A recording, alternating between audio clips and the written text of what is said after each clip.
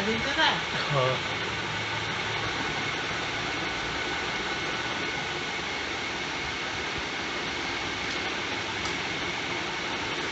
সব পদের নাম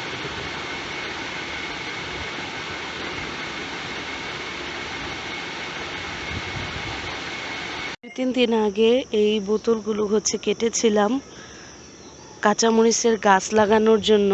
এই যে আমাদের ছাদের উপরে কাঁচা শুকনা মরিচ রোদ দিয়েছিলাম। বাজার থেকে আমি শুকনা মরিচ হলুদ কিনে এনে তারপর ভাঙ্গিয়ে খাই। তো শুকনা মরিচ রোদ দেওয়ার পর ঝরে অনেকগুলা বীজ পড়ছিল। এই যে সেই বীজগুলো এই মাটির থামে ফালাইছিলাম, সেখান থেকে অনেক অনেক কাঁচামরিচের চারা উঠছে। এই যে এগুলো কাঁচামরিচের চারা, এখনও অনেক চারা রয়ে গেছে।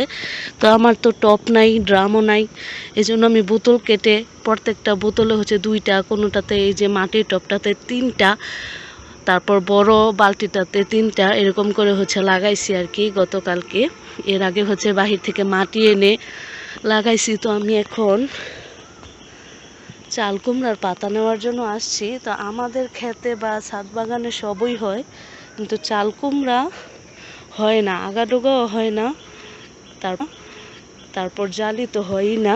জালি আমার খুব পছন্দের একটা সবজি। এটা দুন্দুল গাছ, আর এটা জালি গাছ। তো আমি কয়েকটা জালি পাতা নিব। কতদিন ধরে আমার জালি পাতার ভর্তা খাইতে মন চাইতেছে। তো আমার শ্বশুর শাশুড়ি দুইজনই, একজন পান্তা ভাত খাইছে, আরেকজন ভাপা পিঠা খাইছে গতকালকের। তো ওনাদের নাস্তা নিয়ে আজকে টেনশন নাই। তো আমি ভাবলাম যে আজকে 5-6 পদের ভর্তা বানাই। তো অন্য দিন দেখা যায় খুদের ভাত রান্না করলে শুধু এই এই যেরকম পোকা বসা থাকে দেখে দেখে নেওয়া লাগে আর কি। আমার তো মায়া লাগতেছে, এত ছোট গাছের থেকে যদি পারি, তারপর যদি বকা খাই, যদি গাছ মইরা টইরা যায়, তো কি অবস্থা হইব দেখে দেখে নিতে হইব আর কি। কেচি লয়ে এলে ভালো হইতো। বহু কষ্টে একটা জালি গাছ, দুইটা জালি গাছ হইছে। নিচে একটা হয়েছিল, ওই যে ওই দিন কররা তুফান আইসা ভাঙ্গে গেছে। সকালবেলা ছাদের উপরে আসলে এত ভালো লাগে, এত সুন্দর বাতাস। এই দিনে বর্ষাকাল তো বাতাস থাকে। কইরা খাওয়াইতে পারলে সবার কাছে ভালো, আর কইরা খাওয়াইতে না পারলে সবার কাছেই কালো।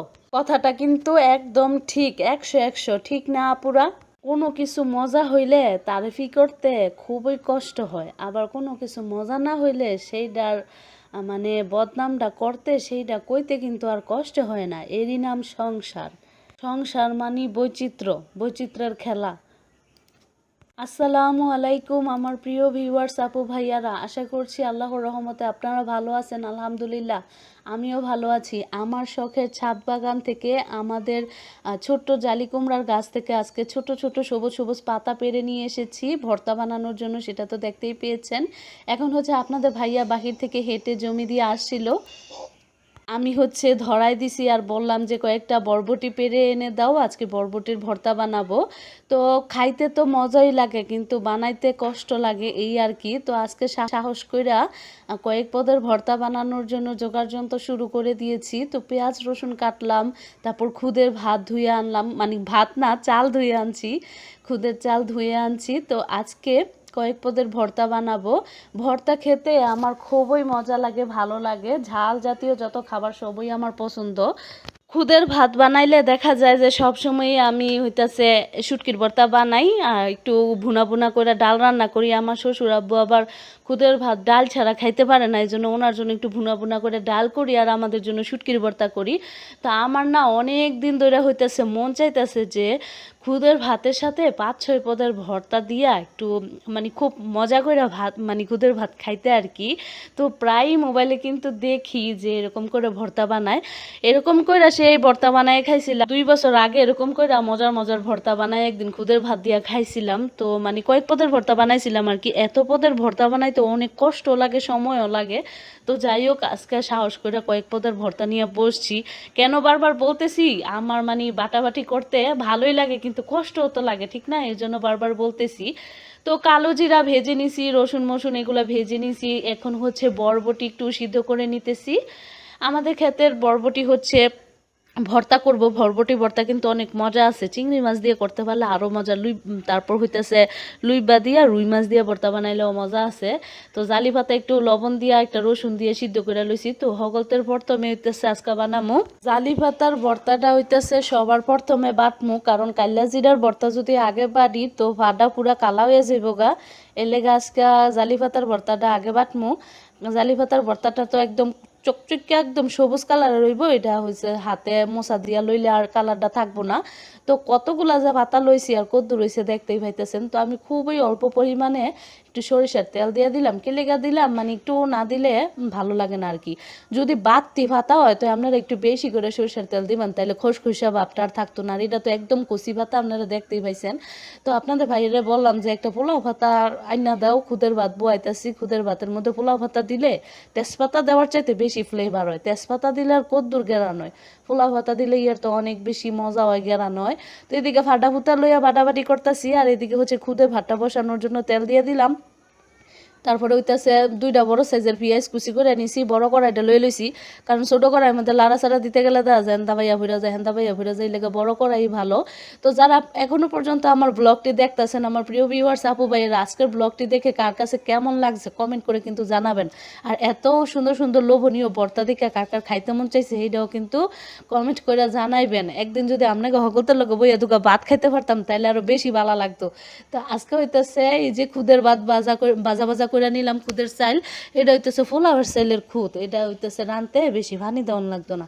আর আমি এই যে ভর্তার আয়োজন করার আগেই চাইল ধুইয়া থুইয়া দিছিলাম, এই জন্য তাড়াতাড়ি হয়ে যাবো। চাইলটা আগে ধুইয়া থুইয়া দিলে চাইলটা নরম হয়, সিদ্ধ হইতেও সময় কম লাগে।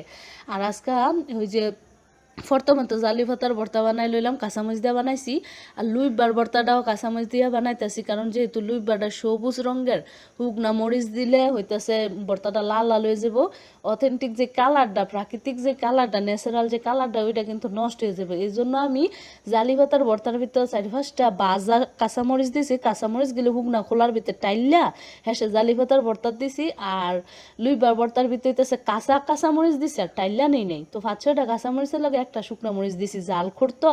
আর কাঁচামরিচ গেলে বেশি একটা ঝাল হবে না, এই জন্য হইতেছে একটা দিছি। এদিকে আমার শাশুড়ি মাইয়া পেঁপে কাটতাছে। তো আমগো গাছের পেঁপে আর কি 2 দিন আগে পড়ে গেছিল বাতাসে জ্বরে। তো আমি কাঁঠালের বীজ কিন্তু অনেকক্ষণ ধইরা খুব কম আছে, কাঁঠালের বীজ যদি ভাজ্যা ভর্তা বানাইতে চান তাইলে খুব মিডিয়াম টু লো ফ্লেমে হইতাছে কাঁঠালের বিচিগুলিরে মুচমুচা কইরা একদম ফুটবো, সিটবো, পোড়া পোড়া স্পট কালা কালা দাগ পড়বো, সেই মুহূর্ত হইতেছে কালা এই কাঁঠালের বিচিগুলি নামায়া লইবেন। আর যদি একদম হাই ফ্লেমে দেন তো বিচির ভিতরে থাকবো কালা, বিচির ভিতরে থাকবো শক্ত, সিদ্ধ হইতো না। এই জন্য খুবই সময় নিয়ে আস্তে আস্তে এটারে বানাইতে হইব। আর কাঁঠাল বীজের ভর্তা একটু মিষ্টি মিষ্টি হইলে কিন্তু খাইতে ভালো লাগে। তারপর আমি তো জাল কর 6-7টা মরিচ দিছি, শুকনা মরিচ, তো সুন্দর করে বানাই নিলাম কাঁঠাল বীজের ভর্তাটা। আর পেঁয়াজটা খুবই অল্প পরিমাণে দিছি, রসুন দিছি, রসুনও অল্প দিছি, পেঁয়াজও অল্প দিছি। কাঁঠাল বীজের ভর্তার ভিতরে বীজের পরিমাণটাই আমি বেশি রাখছি। বীজ আসলে অনেকগুলা বীজ ভাজিলাম, তো রানতে বইয়া বাড়তে বইয়া বাসি মানে বীজের যে চোকলাটা ছাড়াইছি আর কি, খোসাটা ছাড়াই আর 2টা করে মোহ দিয়া লাই, তো এই জন্য হইতেছে কইমা গেছে। তো চেপা শুটকিগুলা গরম তেলের মধ্যে হইতেছে কড়াইয়ের মধ্যে একটু তেল দিয়া ভাজা ভাজা করে নিয়েছিলাম, দেখতেই পাইছেন।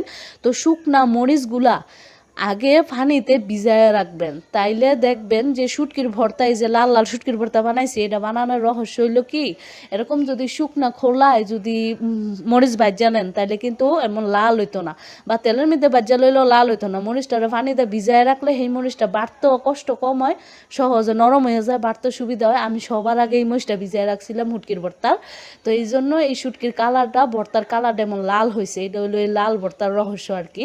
তো আমি এখন কালিজিরার ভর্তা বানাই নিতেছি, দেখতে কত সহজ কত সুন্দর, হ্যাঁ, আর বানাইতে আমার 1.5 ঘন্টা সময় লেগে গেছে। এখানে কিন্তু অনেক পরিমাণে ভর্তা আছে, ভিডিওতে দেখে বোঝা যাইতেছে না, মনে হইতেছে যে অল্প অল্প।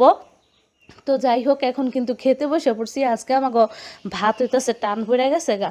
তো আমার শাশুড়ি মায়ও পিঠা খাইয়াও ভাত খাইছে, আবার আমার আব্বুও হইতেছে পানি ভাত খাইয়াও আবার খুদের ভাত খাইছে। ভাবছি আমার বাবাই খাইতো না, উনি আর কি খুদের ভাতটা বেশি একটা পছন্দ করে না। পরে এত পদের ভর্তা দিকে কইতাছে এটি কি ডাইলের ভর্তা আলুর ভর্তা নাকি, হলুদ হলুদ দেওয়া যায়, কাঁঠাল বিচির ভর্তা রে মনে করছে ডাইলের ভর্তা আলুর ভর্তা। তা আমি বলতেছি না বাবা, কাঁঠাল বিচির ভর্তা বানাইছি, আইন দুগা খান। মানে হগতে মিলে খাওয়ানে ভাত টান হয়ে গেছে। যাই হোক, এত পদের ভর্তা দিয়া আজকে খুব মজা করে খাইলাম পরিবারের সবাই মিলা। তো আজকের ব্লগটা ছিল এই পর্যন্তই। আজকের ব্লগটা দেখে কার কাছে কেমন লাগছে কমেন্ট করে জানাইবেন। আপনাদের একটা সুন্দর কমেন্ট দেখলে পড়লে মনটা ভালো হয়ে যায়। আর ভিডিও বানাইতে যে একটা কষ্ট পরিশ্রম হয়, এই কষ্টটা সার্থক মনে হয়। আসসালামু আলাইকুম, আল্লাহ হাফেজ।